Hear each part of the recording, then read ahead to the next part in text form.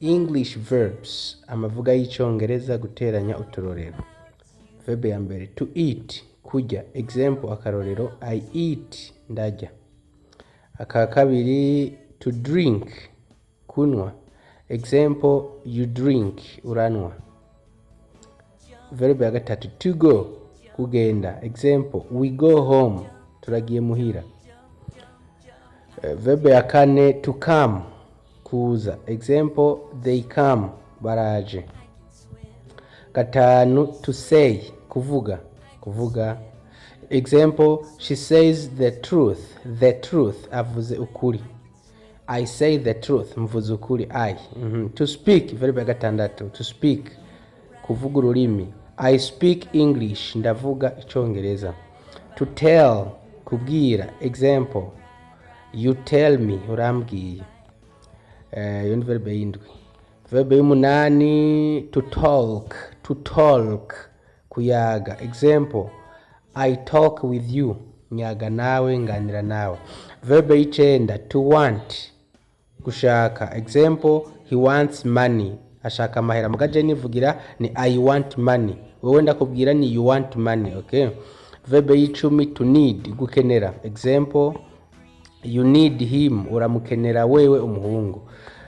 Verbe y'icumi na rimwe, to love, gukunda cyane. Example, I love you, ndagukunda cyane. Verbe y'icumi na kabiri, to like, ni gukunda nyene kwiyumvamwo. Okay. Example, she likes beans, arakunda ibiharage.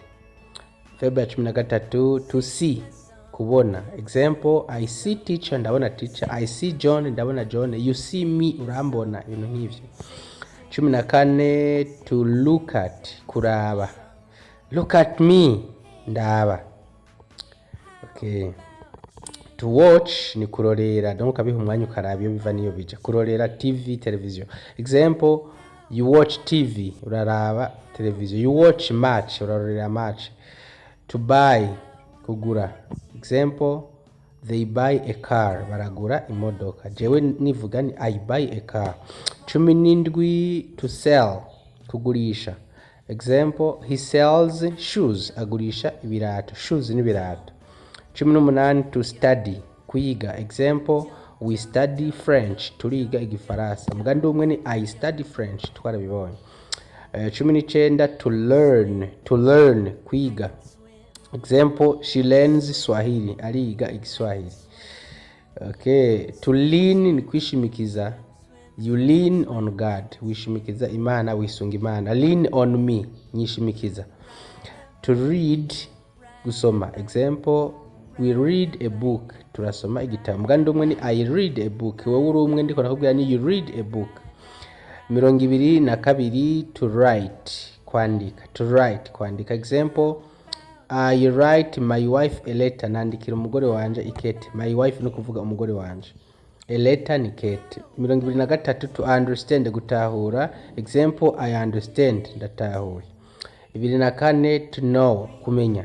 Example, I know them, ndabazi bobo bariya benshi babahungu canke babakobwa. I know them. 25, to cook, guteka. We cook meat, turateka inyama. 26, to sleep, kuryama. Example, I go to sleep, ndagiye kuryama. 27, to wake up, kuvyuka. Example, I wake up, ndavyutse. 28, ya 29, to take, kufata, kwakira. You take a bus, murafata bus. To help, gufasha. 30, they help us, baradufasha. 31, to kill, kwica. They kill her, baramwica. Her isigarira umukobwa tuvuga ko bamukorera ikintu. 32, to murder, kugandagura. They murdered, ndadaye, baragandaguye, ndadaye. To die, 33, gupfa. Don't die, ntupfe. Don't die. 34, to shoot at, kurasa. Shoot at her. Her ni umukobwa twabivuze murase. 35, to have, gufita. We have a house. A house ni inzu, no kuvuga we twebwe we have a house, turafise inzu. tatu na gatandatu to do gukora ikintu. I do my job, ndakora akazi kanje. My job, akazi kanje. To work gukora akazi. Example, she works in town, akora mu gisagara muri ville. Tatu na n'umunani to trust kwizera. Example, you trust me, uranyizeye cyangwa uranyizera. To believe kwizera nyene. Example, I believe in God, I believe in God, ndizeye Imana, nizeye Imana. 40 to make gukora ikintu ukagihingura. I want to make a table, shaka guhingura imeza. 40 to mend guhingura nyene gukora ikintu cyafuye. Can you mend my radio, urashaka gukora radio yanje. Can you mend my phone, urashaka gukora telefone yanje.